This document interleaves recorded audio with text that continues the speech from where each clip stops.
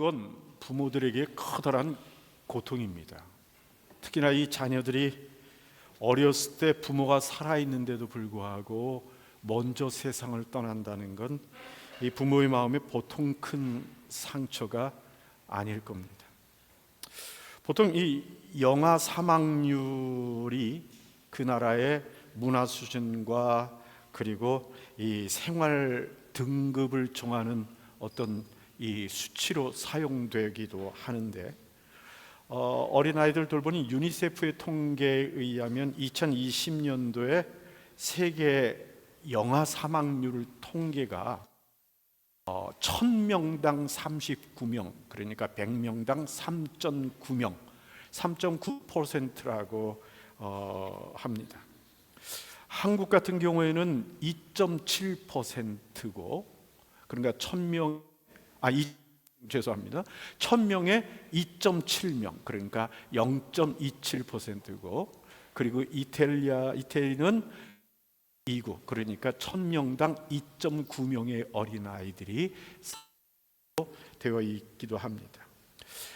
가장 이 유아 사망률이 높은 데는 아무래도 아프리카의 전체 평균은 1000명 70명 정도 그 1년에 그 아이들의 사망률이라고 하는데 그 중에서 이 시에라리온이라는 그 나라는 316명 정도가 영아들이 사망한다 그러는데요. 그러니까 퍼센테이지로 말하면 31.6 아이들이 영아 사망률에 해당된다고 합니다. 참 엄청난 숫자 같기도 합니다. 예수님이 사시던 그 유대 사회에도 이 영아 사망률에 대한 연구가 책에 보니까 얼마나 나오느냐면, 그 당시에 나이 46세 이전에 죽는 사람이 90%라고 합니다. 그리고 60세까지 살아있게 되는 사람의 퍼센테이지가 3%밖에 되지 않았다고 얘기를 하네요.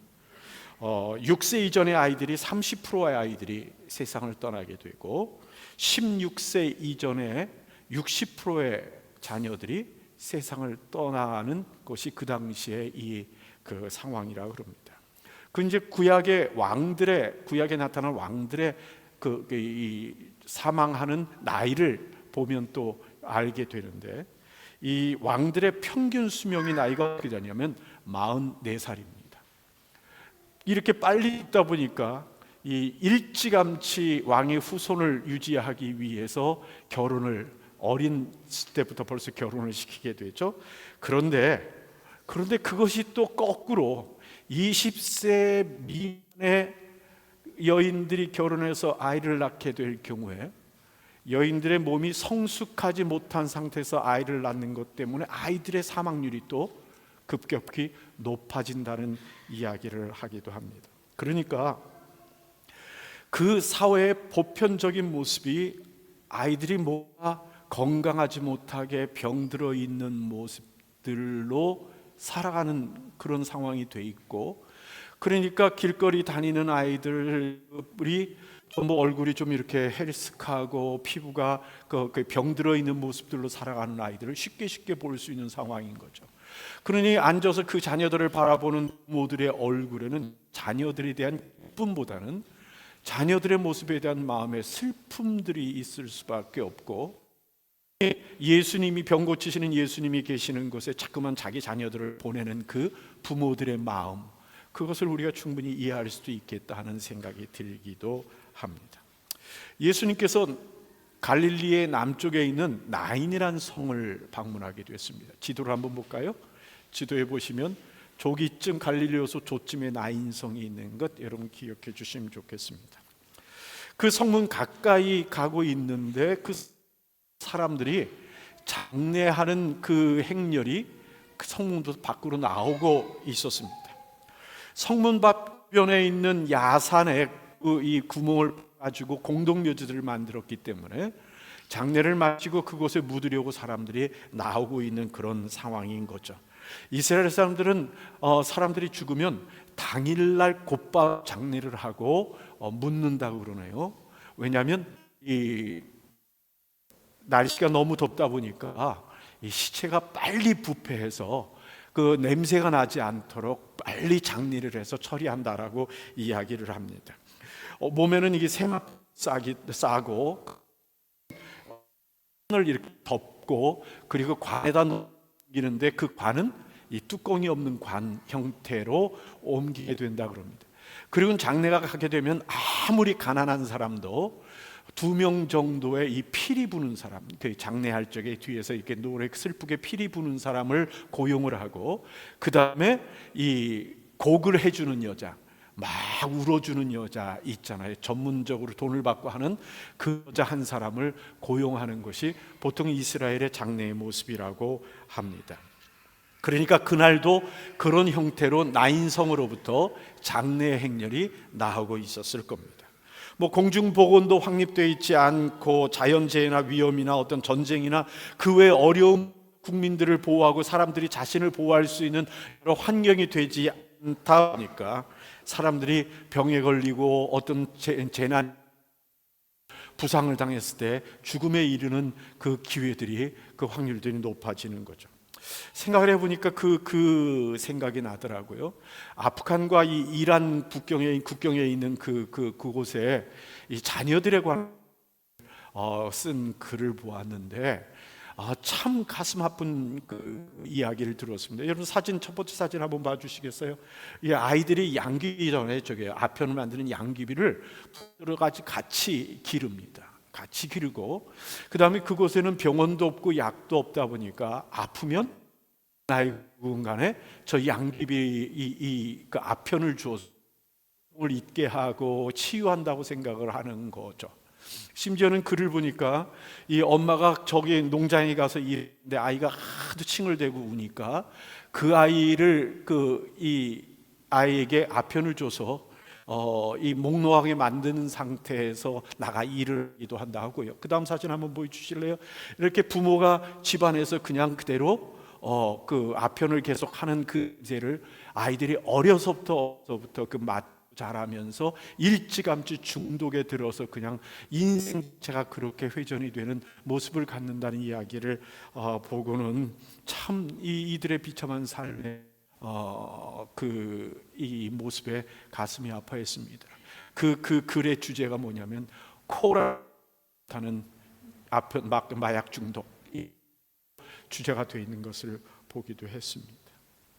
그런데 오늘 말씀 12절 말씀에 보니까 이 죽은 자의 어미가 과부라 그럽니다. 그리고 죽은 사람은 독자입니다. 14절 말씀에 보니까 예수님께서 그 죽은 사람을 부르는데 청년이라고 부르고 계십니다. 그 상황에서 갖는 그 의미와 상황들을 우리는 이해할 수 있게 될 겁니다.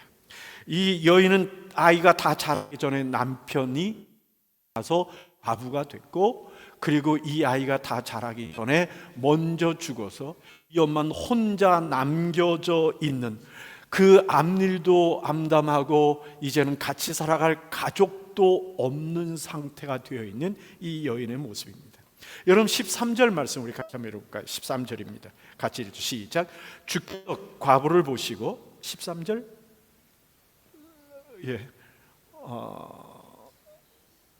예, 13절 감사합니다. 시작.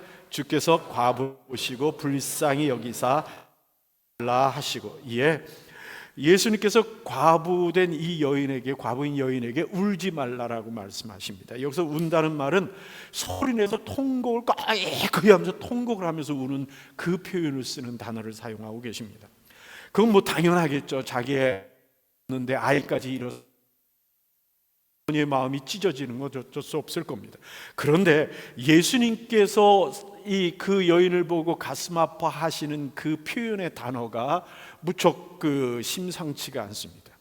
성경에 보니까 과부를 보시고 여기사라는 그 단어를 쓰는데, 이태리어 말하면 뭐 삐에따 이 단어를 쓰는 건 그대로인데, 근데 영어의 문장을 보니까 묘한 문장을 쓰고 있네요. 뭐냐면 그의 불쌍함을 보시고 그 아픔이 뱃속까지 이르도록 이라는 표현을 성경이 영어 성경이 그대로 사용 있는 겁니다. 그러니까 진정으로 예수님께서 그 과부의 아픔을 마음으로 깊이 느끼고 계시는 겁니다.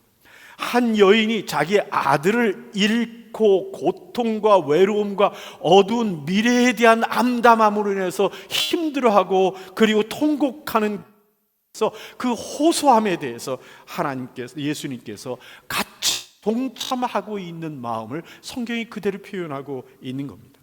우리 예수님은 우리의 마음, 우리의 아픔을 아십니다.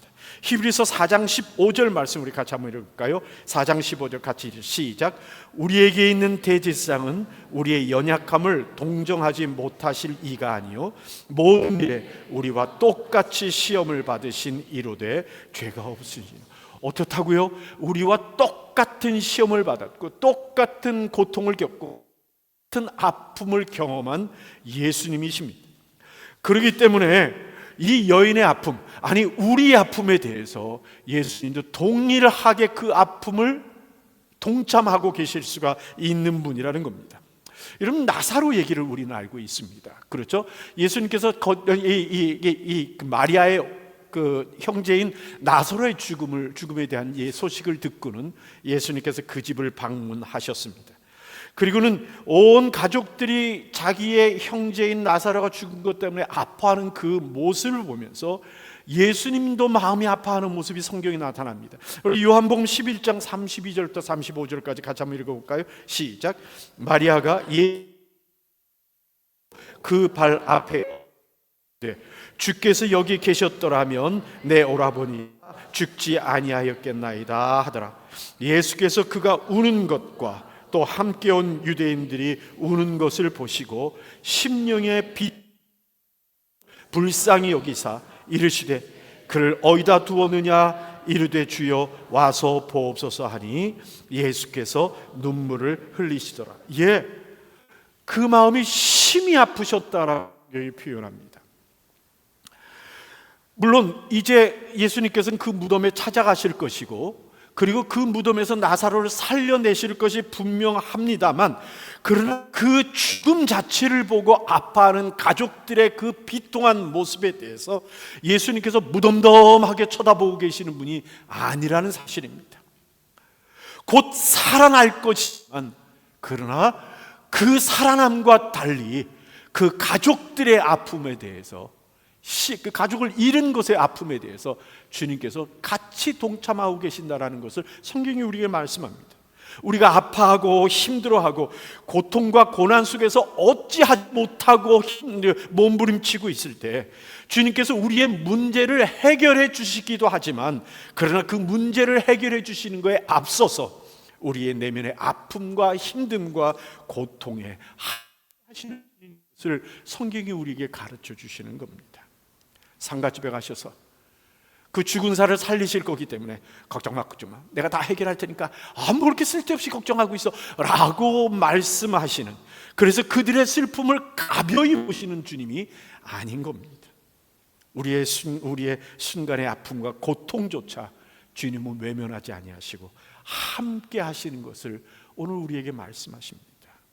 우리를 구원하시는 하나님이시지만, 그러나 구원하실 거지만 우리가 죄 중에 거하면서 우리가 죄로 인하여 겪는 그 고통에 주님도 동참하시는 겁니다. 마치 부모들이요, 약을 주고 어떤 방법으로 자녀를 치료할 거지만 치료하는 그 결과와 상관없이 자녀가 아파하는 것을 똑같이 아파하고 있는 그것과 부모의 모습과 동일하게 하나님도 그렇게 아파하심을 우리에게 보여주시는 겁니다. 이제 예수님께서 그 장례 행렬에 가까이 가십니다. 누가복음 7장 14, 15절 우리 같이 한번 읽어볼까요? 14절 15절입니다. 같이 읽죠. 시작. 가까이 가서 그 관에 손을 대시니 맨 자들이 서는지라. 예수께서 이르시되 청년아 내가 네게 말하노니 일어나라 하시매 죽었던 자가 일어나 앉고 말도 하거늘 예수께서 그를 어머니에게 주시니. 사람들이 당황하겠죠. 예수님께서 가까이 가시더니 관에 손을 대시는 겁니다. 얼마나 놀랐을까요? 물론 장례를 하는 사람들이야 관에 손을 댔을 것이고 또 가족들이야 슬퍼하느라 됐을 건 그러겠지만, 그러나 유대인들 풍습은요, 그 죽은 자의 관에 죽은 자의 몸에 손을 대는 것을 극히 피하려고 하는 모습을 갖고 있는 게 유대인들의 풍습입니다. 여러분, 민수기 19장 11절 말씀 같이 한번 읽어볼까요? 19장 11절입니다. 같이 읽죠. 시작. 사람의 시체를 만진 자는 이레 동안 부정하리니. 무슨 말씀이냐면, 죽은 사람의 몸이 단 그 물건을 단 사람은 7일 동안 부정하다고 선언을 하는 겁니다. 그럼 여러분들 말하면 이런 겁니다. 7일이 부정하면 수달 장례를 드리면서 관에 손을 댄 사람은 안식일에 성전에 가지도 못하고 그 안식일에 성물을 만질 수도 없고 하는 그 상황이 되어버리고 만다는 겁니다.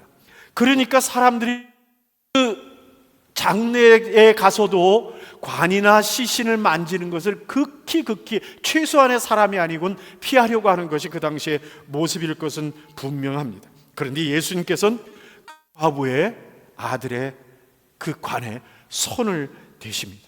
그러니 놀라서 방해하고 있는데 오늘 말씀해 보니까 예수님께서 말씀하십니다. 뭐라고요? 청년아, 내가 내게 말하노니 일어나라 하고 주님이 말씀하시는 겁니다. 여러분, 이 주님의 말씀이 우리 마음속에 당황함과 놀라움을 줄 수밖에 없습니다. 마치 청년아 내가 내게 말하노니 일어나라고 하는 이 모습을 가만히 이렇게 느껴지는 게 뭐냐면, 마치 자고 있는 젊은 청년에게 그만 일어날 것을 종용하시는, 깨우시는 모습처럼 보여지고 있단 말입니다. 여러분, 요한복음 11장 43절 우리 같이 한번 읽을까요? 시작. 이 말씀을 하시고 큰 소리로 나사로야 나오라 부르시니. 마치 예수님께서 동산에 가서 그 동산에 파놓은 그 동굴 안에 서늘한 그 기운 속에 낮잠 자고 있는 이 나사로를 그 앞에 가서 야 나사로야 뭐하니 빨리 나와 하고 부르는 것처럼, 깨우는 것처럼 지금 주님께서 하시고 계신단 말입니다. 인간으로서는 불가능하고 또 모든 사람이 좌절 속에 있는 상황에 있음에도 불구하고 예수님께서는 마치 그 청년이 죽지 않았는데 사람들이 착각해요 죽은 줄 알고 관에 넣고 가는 것처럼 주님께서는 그 청년을 지금 깨우고 계시는 모습을 우리 성경이 말씀하고 있는 겁니다. 아니, 그 관에 앞에 서서 뭐 약물이라도 집어넣든지 뿌리든지 뭐 이하든지 주문이라도 외우고 막 이러다가 청년이 깨기라도 했으면 뭔가 있나라고 사람들이 생각할지 모르지만, 예수님은 전혀 그러지 아니하시고 그냥 청년을 일으켜 깨우고 계시는 모습이 있는 겁니다. 왜요? 우리 주님은 생명의 창조자시고 그리고 생명의 주인이시기 때문에 그렇습니다. 여러분, 자녀를 잃은 이 어미에게 무엇을 주는 것이 가장 필요한 것일까요? 우리 사람들은 이 죽은 사람을 살릴 수 있는 능력이 없기 때문에, 그 가능성조차도 생각하지 않기 때문에 아들을 잃은 그 어미에게 할 수 있는 것은 위로하는 것과 그리고 함께 슬퍼하는 것, 그리고 마음을 이제는 내려놓도록 만들어주는 것, 그리고 살 길을 마련해 주는 것이 우리가 할 수 있는 최선의 모든 것일 겁니다. 그러나 예수님은 그러니까 그러지 않으시고 그 여인에게 근본적인 기쁨과 평안을 주고 계시고 있는 것을 보게 됩니다. 무엇이 고통에 신음하고 있는 이 여인의 문제를 해결해 주고 평안을 주는 방법일까요? 사람들의 생각에는 삶의 길을 열어주고 그리고 도와주는 것일지 몰라도 우리 예수님이 바라보시는 것은 그 여인이 갖고 있는 그 근본의 그 눈을 돌리고 계시는 겁니다.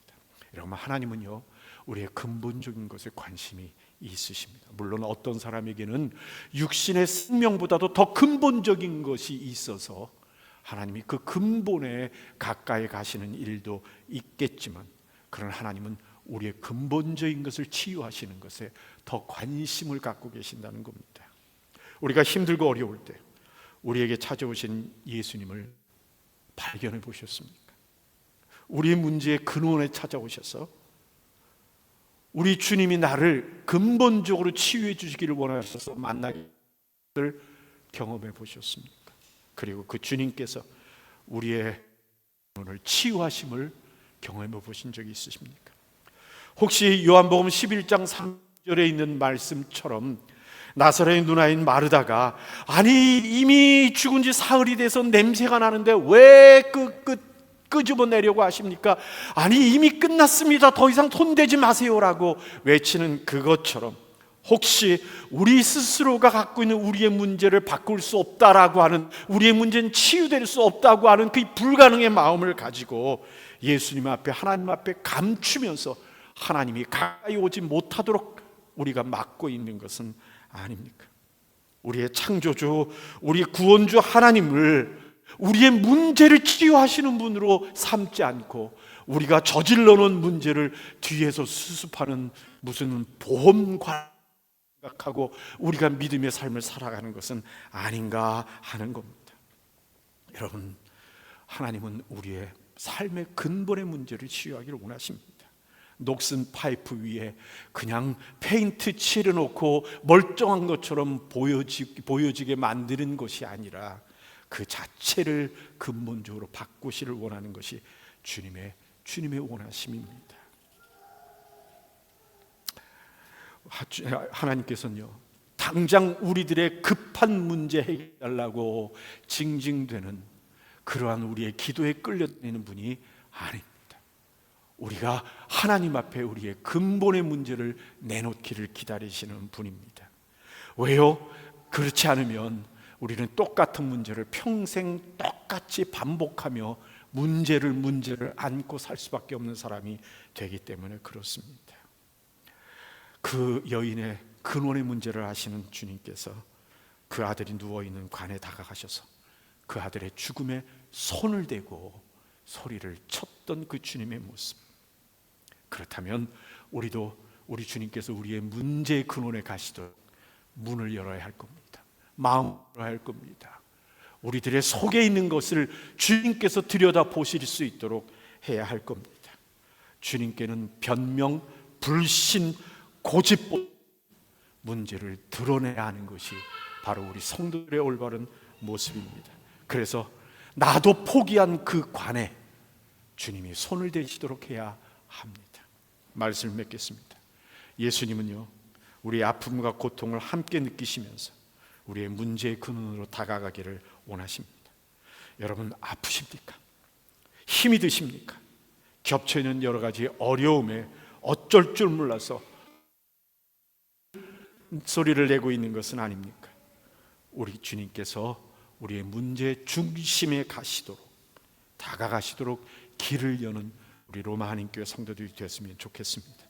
이를 위해서 이 땅에 오셨고, 이를 위해서 우리를 대신해서 고난을 당하셨고 십자가에 못 박혀 죽으셨던 예수님입니다.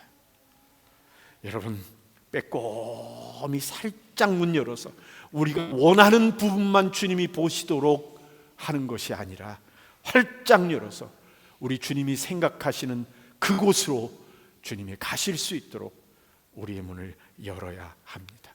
그리고 왜 주님께서 그곳으로 가셔서 그 문제를 끄집어내시고 그 문제를 건들고 계시는가 하는 것을 믿음으로 깨달아 받아들이는 성도여야만 하는 겁니다. 예수님도 고난을 겪으셨습니다. 그래서 고난을 아시는 분입니다. 한번 따라 합시다. 주님, 내 문제의 중심에 오시옵소서. 우리 가슴에 손을 얹고 주님, 내 문제의 중심에 오시옵소서. 우리 같이 한번 기도하겠습니다.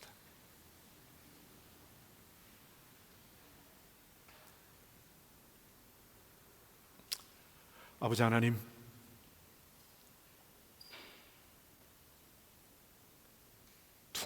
두껍게 담을 쌓고 있는,